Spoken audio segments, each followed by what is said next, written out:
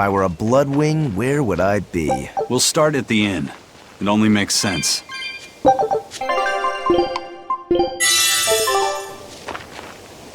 Raspberries, strawberries, blueberries, they all grow in abundance around Stonebury. We even have a fairy tale about it. One day the ground was covered with so many fallen berries, they all became stones. Stoneberries. Is that how the town got its name? The spelling has changed some, but yes. Berries are an important part of this village. We harvest local berries to make jams, pastries, gels, and all sorts of sweets. Berry-flavored gels! I've never had one. We've exported our jam and fruit for a while now, but our raspberry gels are still being perfected. Aw, rats. Are the vegetables growing in that field special too? I don't think I've ever seen anything like them before. You've got sharp eyes. But that's right. They're a rare species of wild potato. They're red and they're called radish bells. We discovered them in the mountains nearby. Sadly, the potatoes are actually highly poisonous. Really? They look so good. They do, but the skin and the sprouts are toxic. If you aren't careful when removing them, it's Poisonville for you. Deadly poison aside, they're sweet, fluffy, and go great with butter. And when they're fried nice and crispy, they're the best. So just skin them and sell them. What's the problem? Yes, we've thought of that, but the way they are now, you have to peel off quite a bit before you get to the edible part. Peel one as big as your fist, and all you get for your trouble is a bit of meat the size of an egg yolk. That's why we're selectively breeding them. One day, they'll have only a thin layer of poisonous skin. Why not breed them to get rid of the poison altogether? With no poison, bugs will eat them, and they'll be more vulnerable to cold and heat. With potatoes, as with people, getting rid of everything harmful isn't always for the best.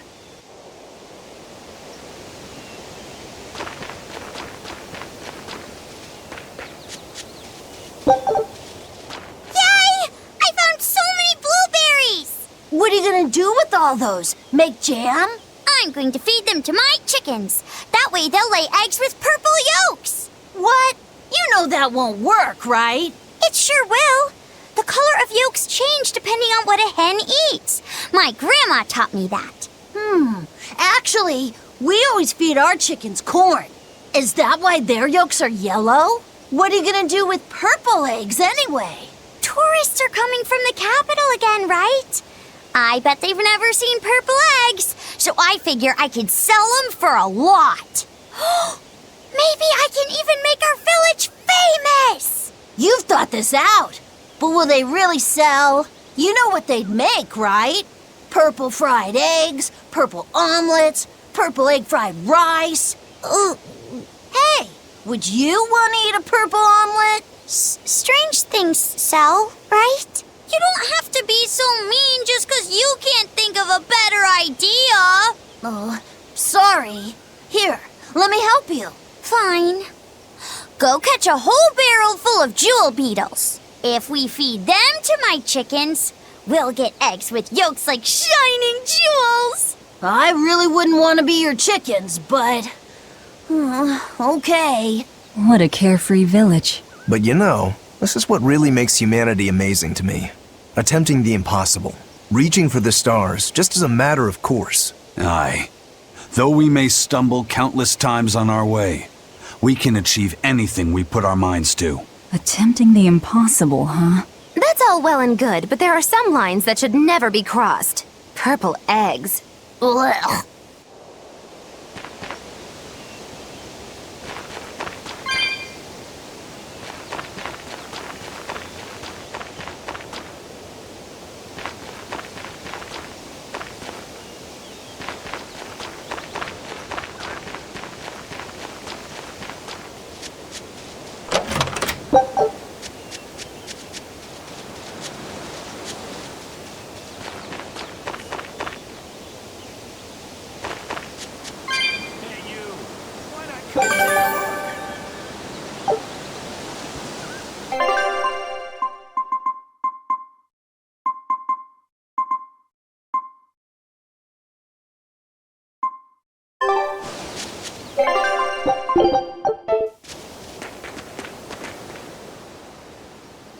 Stoneberry hasn't had much luck growing just yet, but this pioneer town has a lot of potential.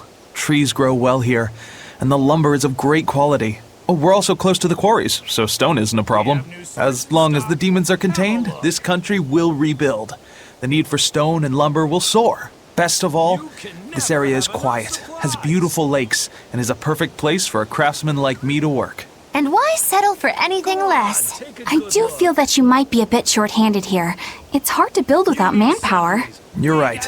We need something to attract new settlers. Maybe some sort of specialty item? Is there any fruit or vegetable that can only be found around here?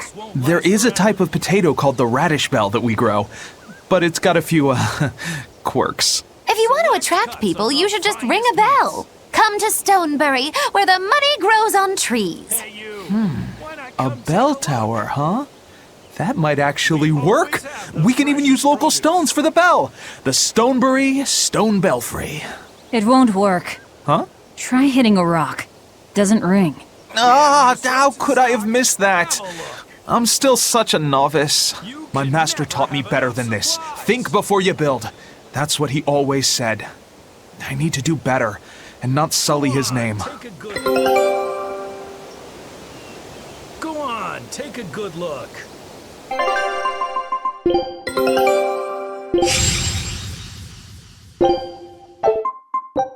Scout ship setting sail.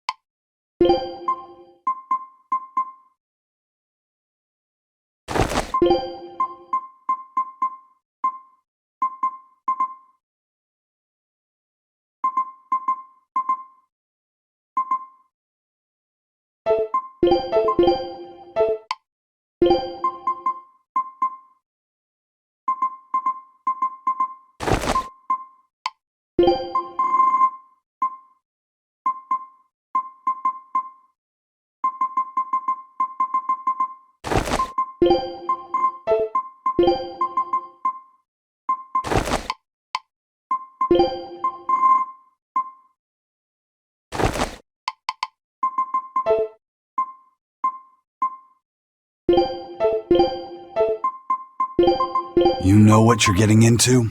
Oh, miss me that much, did ya?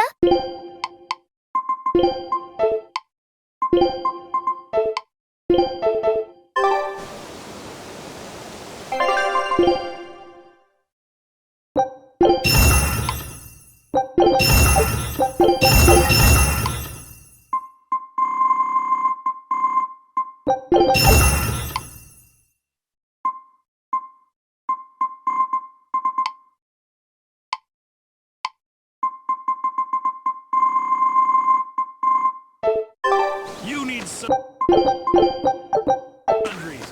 We got sundries.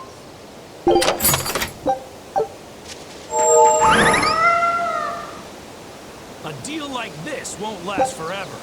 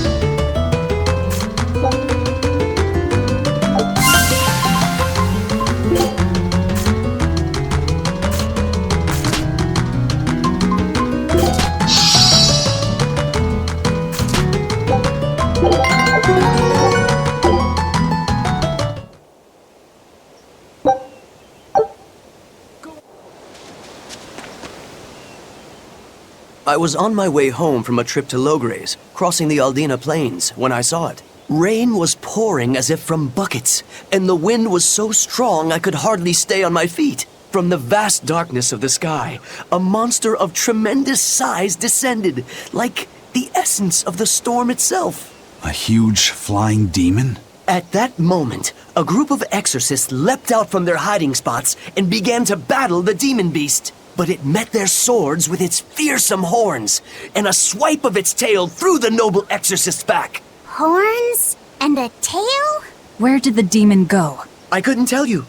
I was so frightened, I ran away and never looked back. I hope the Abbey can get rid of it, but the beast took out 3 exorcists with a single blow. Come to think of it, another person was there too. He faced the demon and told it to stop. Zavid. If you're going to the Aldina Plains, you'd better be careful.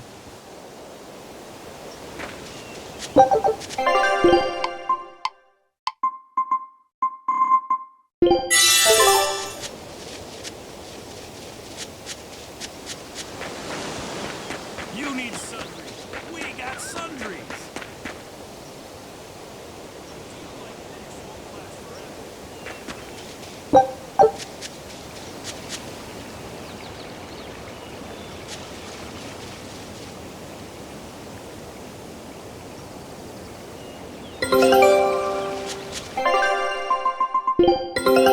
All right.